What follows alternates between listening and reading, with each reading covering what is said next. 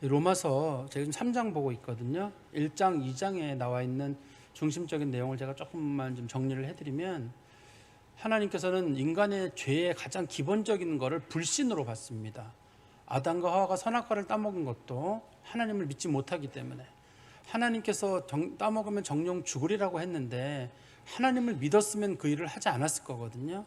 하나님을 믿지 못하기 때문에 사람들이 하나님의 뜻을 거스르게 되고, 하나님께서 절대 순리를 거스르지 말라라고 했는데 사람들이 동성애나 그런 죄를 저지르는 건 하나님의 그런 순리를 거스르지 말라는 약속을 믿지 못하기 때문입니다. 그래서 인간의 죄의 가장 기본적인 바탕에 깔려 있는 건 불신이에요. 하나님에 대한 불신입니다. 그래서 하나님께서는 인간들에게 구원의 길을 제시해 주셨는데, 그 길은 뭐냐면 하나님을 다시 믿으라는 겁니다. 믿음으로 얻어지는 구원의 길을, 내가 뭘 할 수 있다고 생각하지 말고 하나님을 다시 믿어라. 즉 예수 그리스도께서 나를 위해 죽었다는 사실을 믿어라.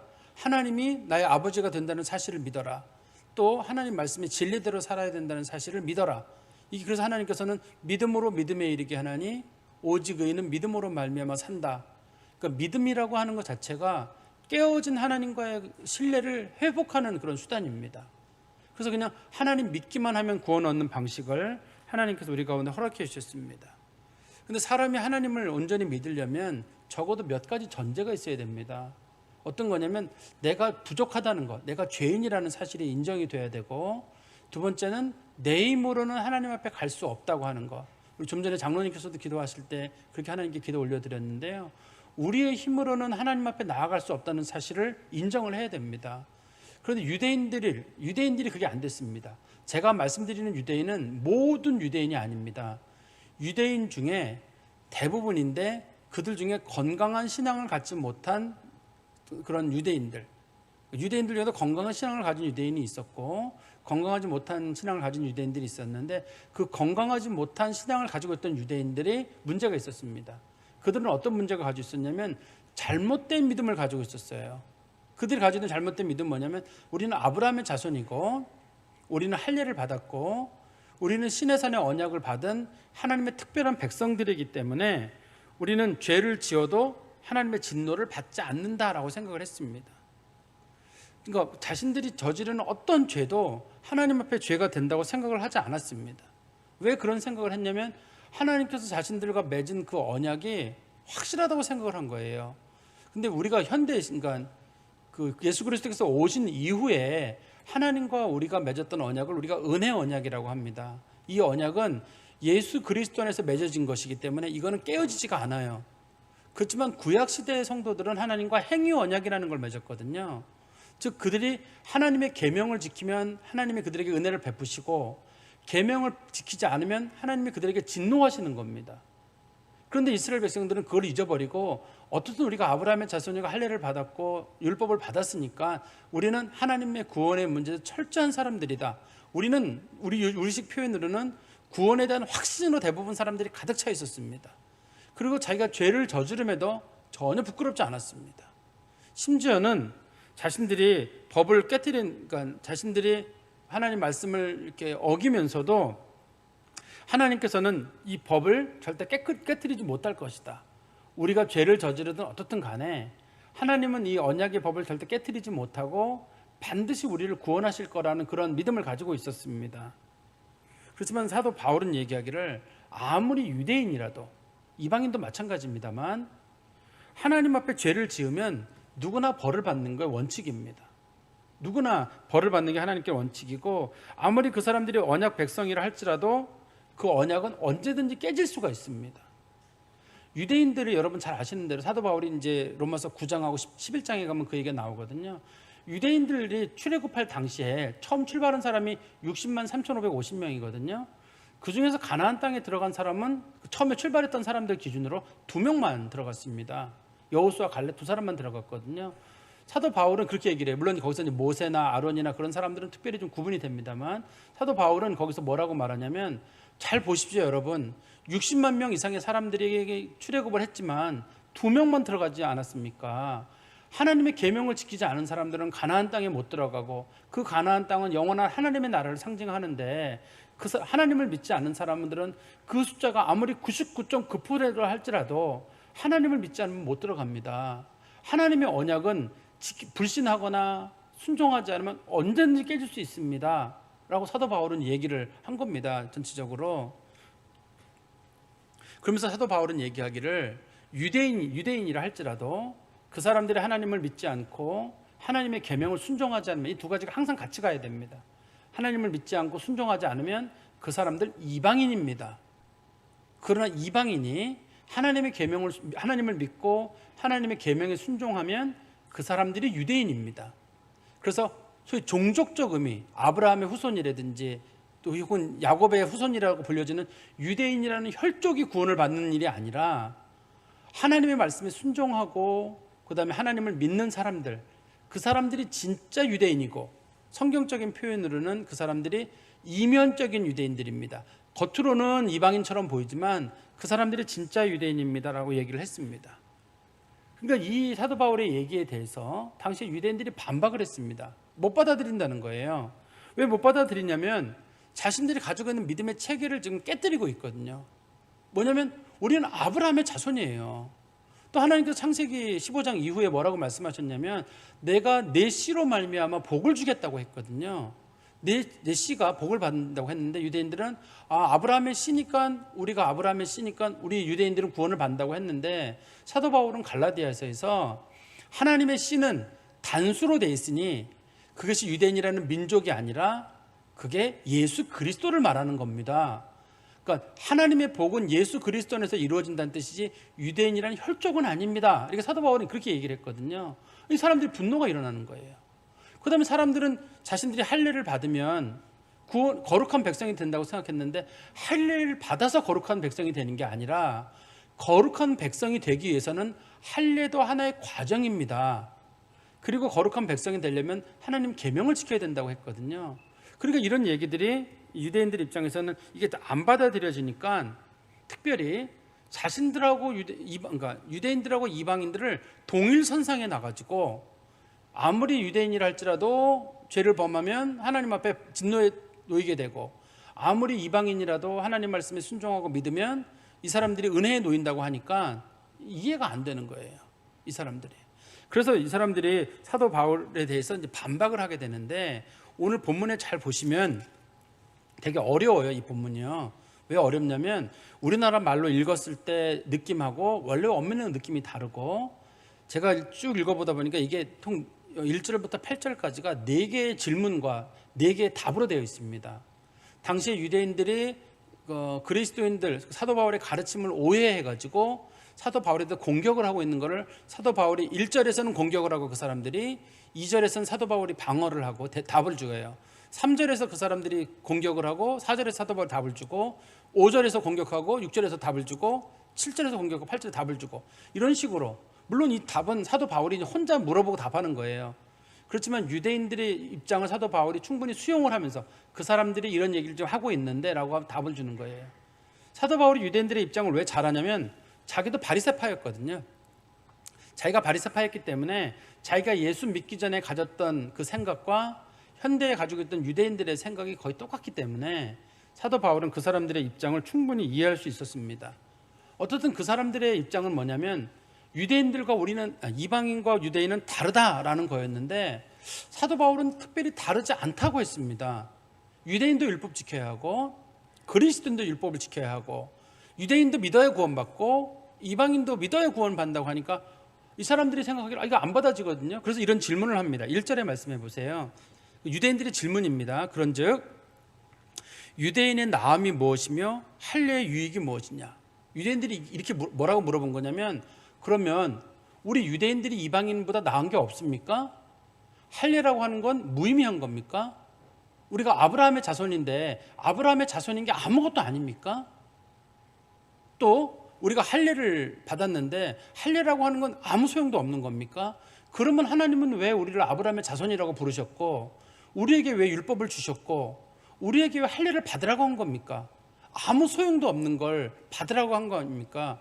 하나님이 이걸 받으라고 한 거는 그래도 우리랑 이방인이 다르기 때문에 우리에게 준 것 아닙니까? 실제로 여러분 잘 아시는 대로 유대인들은 다른 사람들이에요. 아브라함의 자손들이고 하나님은 그들에게 율법도 주셨고 그들에게는 계속 선지자를 보내셨거든요. 그리고 그들에게 회개하고 돌이키라고 하는 계속 말씀하셨습니다. 그래서 유대인이 이방인들하고 다른 면이 많이 있거든요. 그래서 성경에 2절에 보면 나오잖아요. 2절에 보시면 범사에 많으니란 말은 무슨 뜻이냐면 유대인이 이방인들보다 나은 점이 많이 있다는 거예요.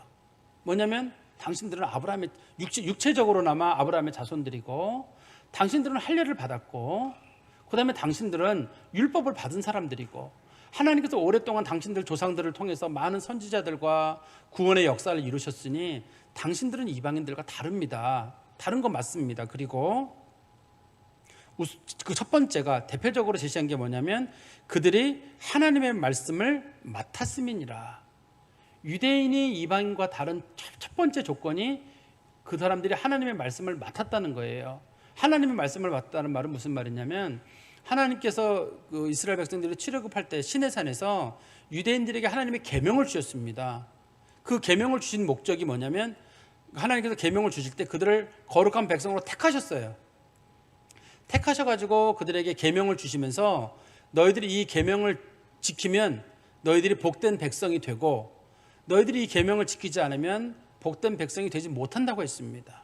그래서 신명기에는 뭐라고 말했냐면 너희들이 계명을 지키면 들어가도 복을 받고 나가도 복을 받을 것이요, 너희들이 계명을 지키지 않으면 들어가도 저주를 받고 나가도 저주를 받을 것이다, 이렇게 말씀하셨거든요.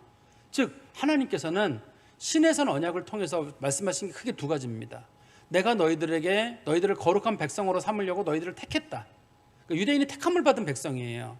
두 번째는 하나님은 이 백성들이 하나님의 계명을 잘 지키느냐 안 지키느냐에 따라서 지키면 복을 주고 지키지 않으면 벌을 준다는 소위 행위 언약이라고 하는 언약을 맺었습니다.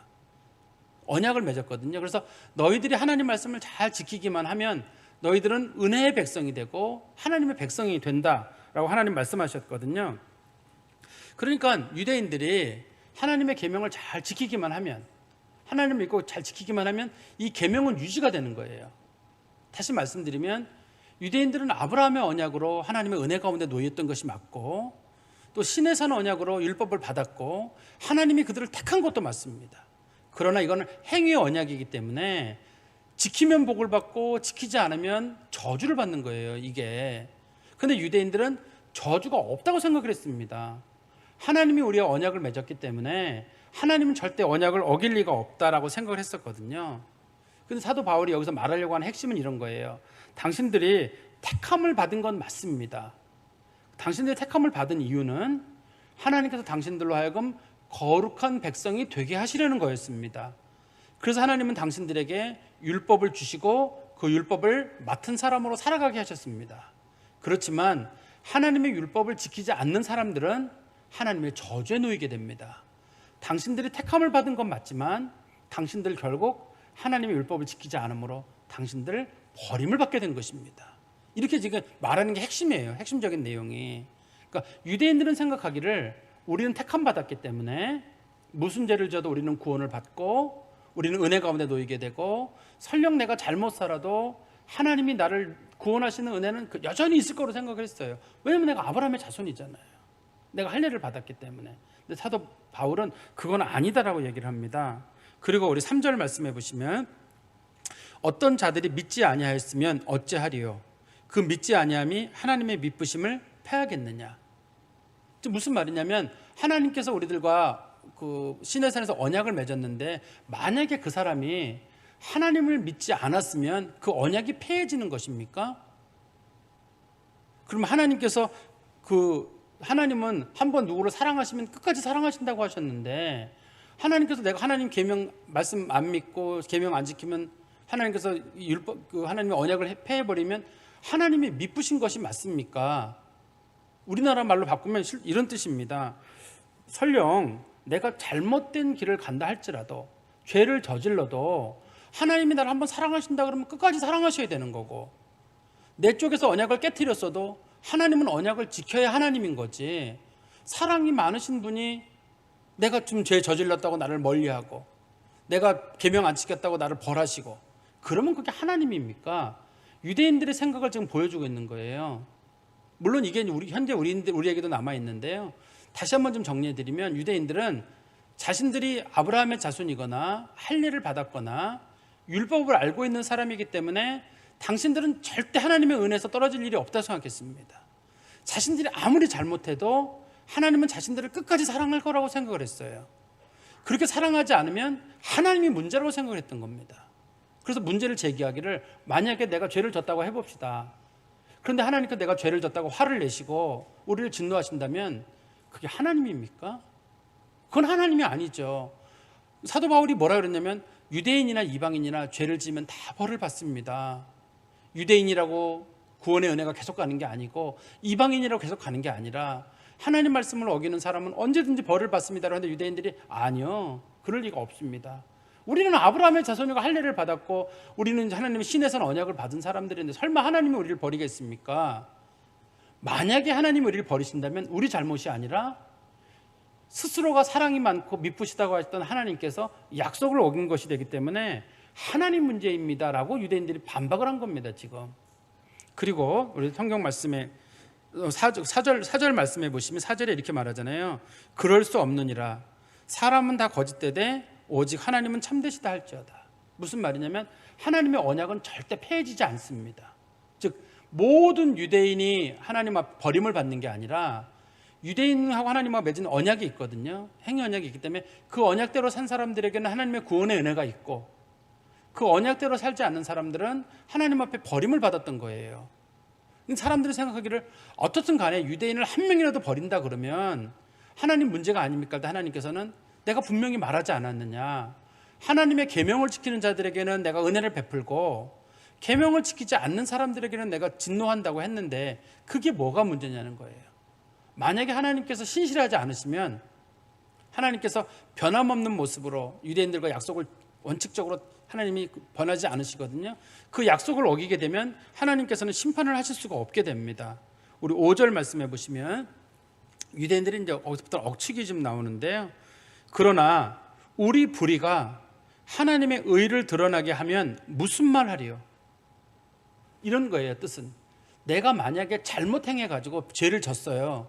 죄를 졌는데 하나님이 내게 징계를 하시거나 혹은 하나님이 내게 벌을 내리셔가지고 내가 큰 어려움을 겪게 됐습니다. 그때 사람들이 볼 때, 야, 하나님 살아계시구나, 하나님은 자기 백성도 벌하시는구나, 그러면서 사람들이 깨닫기를, 아, 하나님은 공의의 하나님이시네라는 걸 깨닫게 된다면 내가 결과적으로 하나님의 공의로우심을 드러낸 게 아니냐는 거예요. 다시 한번 설명드리면 잘 들어주십시오. 내가 잘못한 게 맞아요. 내가 거짓말을 하고 도둑질을 하고 간음죄를 저질렀어요. 그런데 잘못은 내가 저질렀지만 그것에 대해서 하나님께서 징계를 하셔가지고, 도둑질한 거에 대해서 하나님 벌하시고, 거짓말한 거에 대해서 하나님 벌하시고, 간음죄를 저지른 거 하나님 벌하시면 결국 사람들이 옆에서 보면서, 아, 하나님은 공의로우신 하나님이시라는 걸 사람들이 깨닫게 된다면 결과적으로는 제가 잘한 거 아닙니까? 다시 한번 들어보세요. 제가 구체적인 예를 다시 한번 드릴게요. 어떤 경우냐면, 최근에 우리나라에 이제 민식이법이 만들어졌어요. 민식이법이라는 건 어떤 거냐면 학생들 스쿨존 이런 데서 30km 이내로 차가 가게 만드는 그런 법이잖아요. 얼마 전인가 민식이라는 아이가 그 학교 앞에서 아마 횡단보도에서 사고가 났나 보죠. 사고가 나서 이제 아이들 횡단보도 앞에서 사고 나지 않게 하려면 속도를 좀 낮춰야 된다. 그래서 지금 국민들 불만은 많죠. 다들 웬만하면 30km고 우리 교회에서 저희 집까지 가는데 30km 길이 여러 개 있거든요. 그래서 성도들 일반 국민들 내에서는 좀 법이 과하다라고 하지만 어떻든 법은 만들어졌습니다. 근데 이 법이 만들어지게 한 사람이 누군가요? 민식이를 쳐서 사고가 낸 사람이거든요. 민식이를 쳐서 사고를 낸 사람 때문에 이게 이제 문제가 돼가지고 사람들이, 야, 이거 안 되겠다, 스쿨존에서는 속도를 줄여서 아이들이 사고가 나지 말아야 되겠다라고 했단 말이에요. 그래서 민식이법을 실행했더니만 실제로 학교 앞에서 아이들의 교통사고가 줄었어요. 많이 줄었던 얘기를 들으면서 그 민식이를 사고 냈던 사람이 말하기를, 거 봐요, 이 우리나라 아이들을 가장 사랑하는 사람은 누구냐면 접니다. 제가 만약에 민식이를 치지 않았으면 민식이법이 안 만들어졌을 거 아닙니까? 그러면 우리나라 아이들이 스쿨존에서 얼마나 많은 사고를 겪었겠습니까? 그러니 국민들은 나한테 감사해야 합니다. 내가 아니었으면 애들 얼마나 위험했을 거예요. 이런 식으로 생각을 했다는 거예요, 이게. 이게 지금 그 뜻이에요. 그러니까 유대인들이 말하기를 설령 내가 죄를 지었어도 하나님이 그에도 심판하시면 나 때문에 하나님의 거룩하심이 드러나게 되고, 사람들은 하나님 거룩하심 몰랐다가 저 사람이 자기 백성도 하나님이 심판하시는 걸 보니까 그러면 하나님이 진짜 거룩하신가 보네라는 걸 깨닫게 되면 결과적으로 나는 좀 욕을 먹지만 결과적으로는 하나님께 좋은 거 아닙니까? 이런 식으로 반박을 하면서 5절 중간에 보세요. 내가 사람의 말하는 대로 말하노니, 즉 사람들이 흔히 말을 과장하면서 하는 것처럼 하는데 그들이 뭐라고 과장을 했냐면, 진노를 내리시는 하나님이 불의하시냐, 하나님께서 자기 같은 사람들에게 진노하신다면 그건 하나님이 잘못된 거 아닙니까? 이런 뜻이에요. 우리나라 문장하고는 좀 다릅니다. 원래 뜻은 이런 겁니다. 하나님께서 내가 하나님의 영광을 드러내고 하나님의 거룩하심을 드러냈는데 하나님이 나한테 화를 내신다면 그건 하나님 문제죠. 내 잘못은 아닙니다. 하나님은 어떤 경우에도 참고 용서하셔야 하나님이지, 하나님이 화를 내시거나 하나님이 징계하신다면 하나님 문제인 거지 왜 그게 내 문제입니까? 라고 사람들이 반박을 했다는 얘기입니다. 그 똑같은 질문이 7절에 보면 나와요. 똑같은 게 반복되는데요. 7절에 보시면, 그러나 나의 거짓말로 하나님의 참되심이 더 풍성하여 그의 영광이 되었다면 어찌 내가 죄인처럼 심판을 받으리요. 무슨 말이냐면 어떤 사람이 거짓말을 했습니다. 이 사람만 거짓말을 하는 게 아니라 거짓말을 하는 사람이 여러 사람인 거예요. 근데 거짓말을 하는 사람이 뻔뻔하게 그런 말을 하는 겁니다. 내가 거짓말을 한 게요, 실제로는 하나님께 얼마나 유익이 되는지 몰라요. 왜냐하면 사람이 다 정직하면 사람들은 하나님이 참되신다는 걸 모를 거거든요. 근데 사람들이 다 거짓말을 하고 속이니까 사람들이 사람 믿을 사람 하나 없어, 하나님밖에 믿을 사람이 없어, 믿을 분이 없어. 우리가 그런 마음을 갖고 해야 되잖아요. 거짓말한 사람이 자기가 주장하기를 뭐라고 하냐면, 내가 거짓말을 하는 것은 결국 하나님밖에 믿을 분이 없다는 걸 내가 보여주는 거기 때문에 내가 거짓말한 게 죄가 아니라 잘한 거라는 거예요. 결과적으로 거짓말을 하고 사람들이 사기침으로 인해 가지고 사람들은 하나님만 더 의지하게 된다는 거잖아요. 그래서 사도 바울은 거기 끝에 이렇게 말하잖아요. 8절에 또는 그러면 선을 이루기 위하여 악을 행하자 하지 않겠느냐, 이렇게 주장한다 그러면 죄를 진 사람들이 뻔뻔해지는 거예요. 점점 뻔뻔해지는 겁니다. 이 사람들은 어떤 마음을 가지고 있었냐면, 하나님이 자기 백성을 징계하시거나 심판하시는 건 너무 치졸한 거라는 거예요. 아니, 언약을 맺었으면 맺은 거지, 지켜주셔야지. 사랑이 많다 그러면 사랑을 베풀으셔야지. 죄진 거 징계하시고, 죄졌다고 하나님 버리시고 포로 끌려가게 하시고, 이게 하나님이냐는 거예요. 하나님은 이러면 안 된다는 겁니다.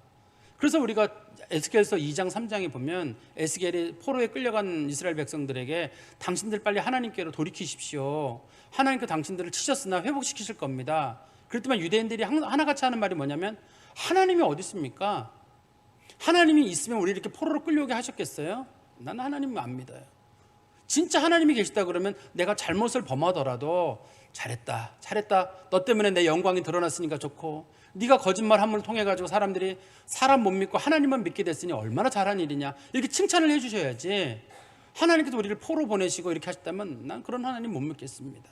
그 사람들이 화가 나서 에스겔을 죽이려고 했었거든요. 당시에 사람들이 가지고 있던 그런 마음을 그 성경이 보여주고 있는 겁니다. 다시 우리 성경 말씀에 가보시면, 그래서 8절의 말씀 중간에 보시면, 어떤 이들이 이렇게 비방하여 우리가 이런 말을 한다고 하니 그들은 정죄받는 것이 마땅하니라.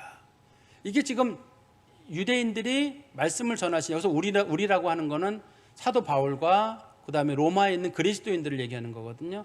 그리스도인들의 가르침이 자신들의 어떤 그런 가르침하고 너무 다르기 때문에 유대인들을 공격하고 있다고 생각을 해서 지금 비판을 하는 거거든요. 그들이 공격하는 건 뭐냐면, 자신들은 죄를 지어도 부끄럽지 않고 도리어 자신들은 상을 받는다고 생각을 했고, 죄를 짓는 거에 대한 책임은 하나님한테 있는 거지 그게 왜 사람에게 있는 거냐라고 주장하고 있는 겁니다. 이 사람들이. 다시 한번 말씀드리면 세 가지예요. 유대인들은 죄를 지어도 부끄럽지 않았고, 심지어는 죄를 지어도 상을 받는다고 생각했습니다. 그리고 죄에 대한 책임이 굳이 있다 그러면 나보다 더 크고 성실하신 하나님께서 그 성실하게 나를 사랑하지 않으시는 거에 대한 책임이지 왜 부족한 내가 책임을 져야 되냐라고 말하니까, 사도 바울은 그들은 정죄받는 것이 마땅하다 이렇게 얘기를 했던 거죠. 사실 이것이 이제 유대인들이 기독교에 대한 비방이기도 하거든요. 일반적인 기독교인들에 대한 비방이기도 한 거예요. 왜 기독교인들은 유대인과 이방인을 차별합니까? 사도 바울은 차별하지 않습니다. 유대인들이 훨씬 나은 사람들인 거 맞습니다. 그들은 아브라함의 자손이고 율법을 받은 사람들이기 때문에 훨씬 나은 사람들입니다. 그러나 그들의 문제점은 그들이 하나님의 계명을 지키지 않으므로 그들이 하나님 앞에 버림을 받았다는 게 문제인 거지, 유대인이 부족하다고 말한 적은 없습니다. 그리고 하나님의 언약이 폐지됐다고요? 하나님 유대인들을 버리셨다고? 아닙니다. 하나님이 유대인을 버린 게 아니라 유대인 중에 죄를 짓는 어떤 사람을 버린 거지 유대인들을 버린 건 아닙니다라고 사도 바울이 성경을 통해서 지금 반박을 하고 있습니다. 우리 그리스도인들도 이런 모습하고 근데 비슷해요. 우리 그리스도인들과 유대인들이 다른 점은, 유대인들은 행위 언약이라고 하는, 즉 내가 선을 행함으로 하나님과의 언약이 유지되는 관계라면 우리는 믿기만 하면 유지되는 관계예요. 하나님께서 주신 하나님의 씨, 즉 영원한 씨는 예수 그리스도거든요. 우리는 예수 그리스도 안에서 하나님과 우리가 언약을 맺어서 이 언약의 당사자가 우리가 아니라 하나님과 예수 그리스도세요. 우리는 예수 그리스도에게 접붙임 바 되어서 그 언약에 동참하게 됐는데, 그래서 우리와 하나님과 언약의 관계는 절대 끊어지지 않습니다. 유대인들과 하나님과의 관계는 유대인들이 죄를 지면 끊어지거든요. 그러나 우리는 죄를 져도 이게 끊어지지 않아요. 그러니까 많은 분들이 이걸 알고 계신 분들이 이걸 악용하는 분들이 있어요. 하나님은 어떻든 나를 구원하시니까 난 죄를 져도 괜찮아. 뭐 거짓말 좀 하면 어때요? 내가 살다 보면 이렇게 살 수도 있고 저렇게 살 수도 있고 욕도 할 수 있고 다툴 수도 있고 간음도 저지를 수 있고. 이거 하나님의 은혜 받은 사람들의 태도가 아닙니다. 하나님께서 우리들을 은혜로 믿음으로 구원하신다는 얘기는 예수께서 그만한 대가를 치르신 거예요. 내가 할 수 없기 때문에 하나님이 은혜로 우리에게 구원을 주신 것이고, 하나님께서 예수 그리스도에게 대가를 치르신 거기 때문에 구원받은 사람들은 하나같이 마음이 겸손해야 됩니다. 절대 죄 짓으면 안 돼요. 죄 짓지 않으려고 늘 회개하는 삶을 살아야 합니다. 근데 현실은 그렇지 않아요. 우리 그리스도인들의 마음속에 뭐가 있냐면, 그래도 나는 구원받아. 맞아요. 그거는 맞아요. 그래도 나는 구원받아요는 맞는데, 그 앞에 내가 막 살아도 되고 이래도 되고 저래도 되고, 당시에 유대인들이 가지고 있던 그 나쁜 습관이 우리에게 그대로 들어와 있어요. 그래서 성도들이 거룩함이 없어요. 사람들에게 비난거리가 됩니다. 사람들이 믿는 사람들 때문에 시험이 들어요. 왜냐하면 예수 믿는 사람은 다를 줄 알았거든요. 별로 다를 게 없거든요. 하나님께서 원하시는 건 예수 믿는 사람이 죄인인 거는 맞지만, 교회에 죄인이 온 건 맞지만 나갈 때는 좀 달라져야 되지 않냐는 거예요. 나갈 때는. 그리고 죄 문제 앞에서 좀 뻔뻔하면 안 돼요. 우리는 뭐 나만 죄 저지르나, 나만 그러나 이렇게 뻔뻔할 게 아니라 늘 하나님의 은혜에 감사하는 모습으로, 아, 예수님께서 나를 구원하셨구나, 이런 마음을 가져야 됩니다. 그래서 우리 9절의 말씀에 보시면 사도 바울은 그리스도인들에게 겸손하라고 말합니다. 9절입니다. 그러면 어떠하냐? 우리는 나으냐? 여기서 우리는 로마에 있는 그리스도인들입니다. 유대인들이든 이방인들이든 우리는 나으냐는 거예요. 유대인들보다 우리가 낫냐 도대체? 결코 아니라 유대인이나 헬라인이나 다 죄 아래에 있다고 우리가 이미 선언하였노라. 유대인이나 이방인이나 다 죄인인 건 마찬가지예요. 유대인들에게 손가락질 할 것도 없어요. 그 사람들 잘못된 사람들이라고 비난할 것도 없습니다. 그 사람들이나 우리나 다 거기서 거기에요.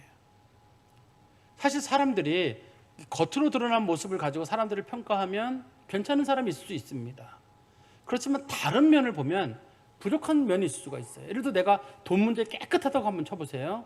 어떤 사람들은 난 돈 문제 깨끗해. 그 부분은 깨끗한지 모르지만 다른 부분에 지저분한 면이 있을 수 있거든요. 그래서 누가 돈 문제 가지고 그러면 돈 문제 가지고 그러는 게 저기 그리스도이냐 그러는데, 그 사람은 돈 문제만 문제고 다른 문제는 괜찮은 사람일 수도 있거든요. 그렇지만 인간은 여러 면에서 놓고 봤을 때 이 문제는 괜찮아도 저 문제는 문제가 있고, 그래서 전반적으로 봤을 때 하나님 앞에 모두가 죄인입니다. 그래서 10절에 이렇게 말하죠. 기록된 바 의인은 없나니 하나도 없다. 열심히 살려고 하는 사람이 있어요. 그렇지만 하나님 보시기에 마음에 꼭 드는 사람은 하나도 없습니다. 하나님 마음에 드는 의인은 딱 하나예요. 예수 그리스도뿐입니다. 하나님 앞에서 우리에게 참 의인이 오셔서 그 의인이 하나님 앞에 의를 이루시고 우리에게 믿기만 하라고 하셨거든요. 의로운 사람, 즉 하나님 마음에 꼭 드는 사람은 아무도 없습니다. 11절입니다. 깨닫는 자도 없고, 하나님께서 계시다는 걸 제대로 알고 있고 하나님 인정하는 사람도 많지 않고, 하나님을 찾는 자도 없고, 범사에 하나님 바라보고 하나님 앞에 선 자세로 사는 사람도 제대로 없고 다 치우쳐 함께 무익하게 되고 너나 할 것 없이 모든 사람들이 하나님 앞에 쓸모없는 인간이 되어가고 있고 선을 행하는 자는 없나니 하나도 없도다. 하나님 마음에 꼭 드는 선을 행하는 사람들은 아무도 없다는 뜻입니다. 모든 사람이 죄만 저지르고 산다는 뜻이 아닙니다. 기본적인 속성이 죄에 노출되어 있고 죄에 오염이 돼 있어가지고 때로는 선한 일을 행한다 할지라도 수시로 사람들은 그 속에서 죄를 저지른다는 뜻이거든요. 그럼 여기까지 얘기하면 많은 분들이 나는 그래도 크게 드러나게 죄를 저지른 건 없는 것 같다는 분들이 계실 거예요. 내가 도둑질을 한 적도 없습니다. 제가 살인죄를 저지른 적도 없고 간음죄를 사실 전 저지른 적도 없습니다. 대부분의 분들이 그러실 겁니다. 그 성경은 뭐라고 말하냐면 인간이 저지르는 가장 대표적인 죄는 뭐냐면 이 말로 저지르는 죄예요. 제가 다시 말씀드리면 행동으로는 사람들이 큰 죄를 저지르지 않지만 말로 죄를 저지르게 되는데 말의 죄는 사실 그 사람의 마음에서 나오는 거예요. 그 사람의 마음에서 나오는 겁니다. 그러니까 말이라고 하는 거, 말 죄는 사람들이 저지르면 잊어버려요. 흔적이 안 남습니다. 다 잊어버리거든요. 그렇지만 그 말로 인해서 수많은 사람이 죽고 수많은 사람들이 상처받고 헤어나지 못한다는 사실을 이해를 못해요. 우리가 잘 아는 대로 사람 몽둥이를 한 대 때리는 것보다 말로 한 대 때리는 게 엄청 따갑고 무섭습니다. 여러분들이 어린 시절에 선생님들에게 뭐 100대 뭐 괜찮습니다. 다 잊어버릴 일이거든요. 그때 선생님들이나 친구에게 당했던 그 모멸감이나 멸시는 성인이 돼도 그대로 남아있어요. 말이라는 거 굉장히 무섭습니다. 누군가가 정말 용기 있는 말 한마디에 인생이 바뀌기도 하고 누가 던지는 조롱과 비아냥거림에 사람이 무너지기도 합니다. 그렇지만 많은 사람들은 이 말이라고 하는 것 자체에 대해서는 죄책감이 없어요. 잊어버렸고 공중에 흩어진 거잖아요. 그렇지만 이게 사람에게서 나오는 거기 때문에 성경은 이렇게 말하죠. 13절에 말씀해 보십시오. 그들의 목구멍은, 그들은 모든 사람들을 말하는 겁니다. 모든 사람들의 목구멍은 열린 무덤이다.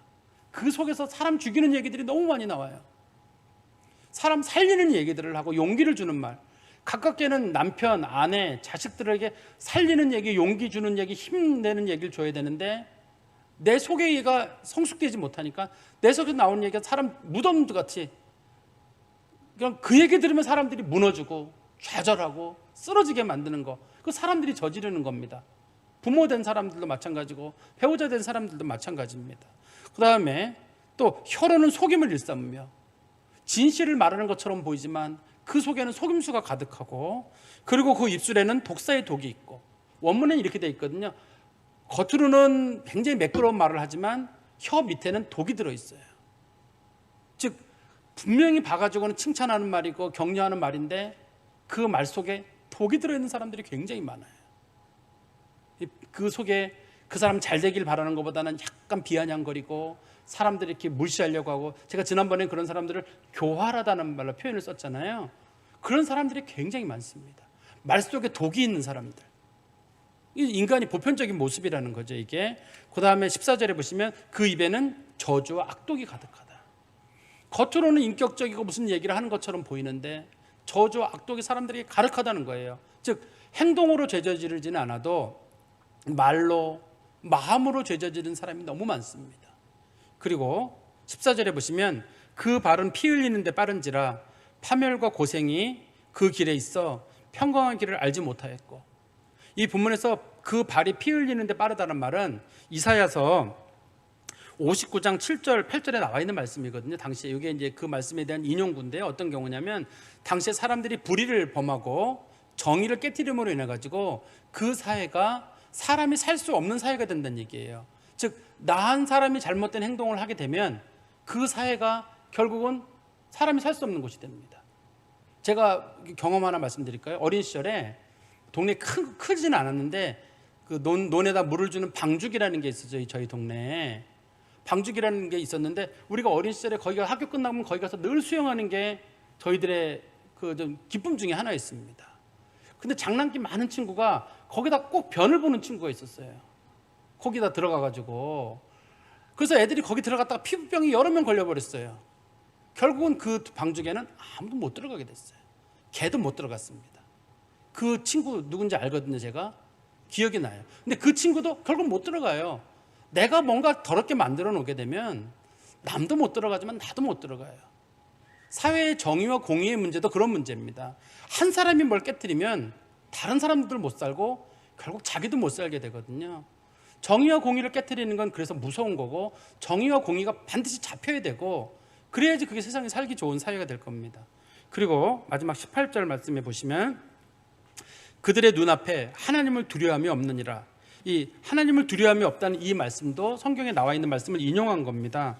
이게 시편 36편 1절하고 2절에 나와 있는 말씀을 인용한 건데요. 시편 36편 1절 2절입니다. 악인의 죄가 그의 마음 속으로 이르기를 그의 눈에는 하나님을 두려워하는 빛이 없다 하니 그가 스스로 자랑하기를 자기의 죄악은 드러나지 아니하고 미워함을 받지 아니하리라 함이로다. 무슨 말이냐면 하나님이 두려워하지 않기 때문에, 하나님을 두려워하지 않으니까 하나님이 어디 있어?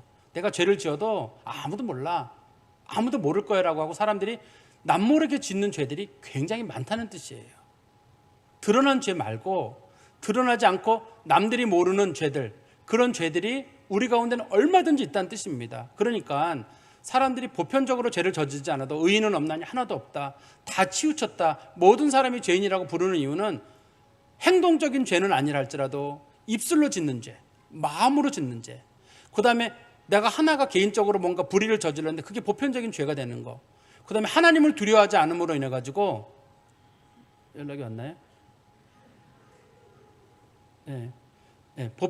하나님을 두려워하지 않기 때문에 그 사람들이 아무도 이걸 모르고, 하나님도 모르고 남들이 아무것도 모를 거라고 하고 저지르는 죄들이 있다는 거예요.